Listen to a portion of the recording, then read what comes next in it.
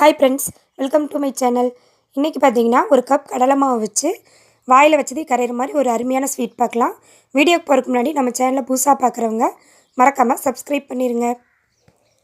ஒரு கப் கடலை மாவு எடுத்துக்கலாங்க. நீங்கள் கப்போ டம்ளரோ எது இருந்தாலும் சரி, எதில் எடுக்கிறீங்களோ அதில் தான் மற்ற பொருட்களும் அளந்துக்கணும். ஒரு கப் கடலை மாவுக்கு ஒரு கப் சன்ஃப்ளவர் ஆயில் சேர்த்துக்கலாங்க. தேங்காய் கடலை எண்ணெயெல்லாம் சேர்க்கக்கூடாது. வாசனை இல்லாத ஆயில் எடுத்துக்கணுங்க. நம்ம ஒரு டம்ளர் கடலை மாவு எடுத்தோம்னா அதே டம்ளரில் ஆயில் எடுத்துக்கலாம். எந்த கப்பால் எடுக்கிறோமோ அதே கப்பில் எடுத்துக்கலாங்க. இப்போ கடலை மாவு வந்து கட்டி இல்லாமல் கரைச்சாச்சு. அப்படியே இருக்கட்டும். நம்ம ஒரு ஃபேனில் 1.5 கப் சர்க்கரை எடுத்துக்கலாங்க. 3/4 கப் தண்ணி சேர்த்துக்கலாம். இந்த பாகு வந்து நல்லா கொதிக்கட்டும். நம்ம கடலை மாவு வந்து வறுக்க வேண்டியது இல்லைங்க, பச்சை வாசமெல்லாம் அடிக்காது. ஏன்னா நம்ம சர்க்கரை பாவில் போட்டு ஒரு 15 நிமிஷம் அப்படியே வேக வைக்க போகிறோம். அதனால் வாசனை இருக்காதுங்க. இந்த பாகு கொதிக்கிறக்குள்ளேயே ட்ரேயில் வந்து ஆயில் தடவி வச்சிடலாம். பாகு வந்து பதம் தேவையில்லைங்க, பிசுப்பு வந்தாலே போதும்.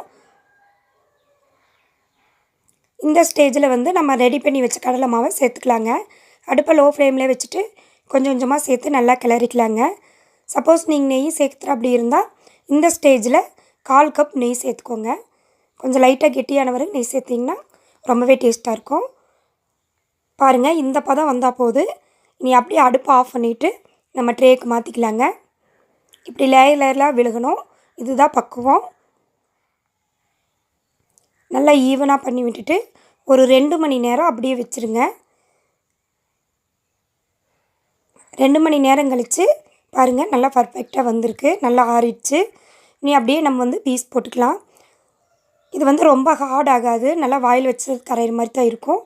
அதனால் நம்ம 2 மணி நேரம் கழித்து பீஸ் போட்டுக்கலாங்க. இதுக்கு ரேஷியோ பார்த்திங்கன்னா 1 கப் கடலை மாவு, 1 கப் ஆயில், 1.5 கப் சர்க்கரை, 3 பொருள் இருந்தாலே போதும். ரொம்ப டேஸ்டியான கடலை மாவில் ஒரு அருமையான ஸ்வீட் ரெடி. நம்ம பெரிய பீஸாகவும் வச்சுக்கலாம், இந்த மாதிரி சின்ன பீஸாகவும் கட் பண்ணிக்கலாம்.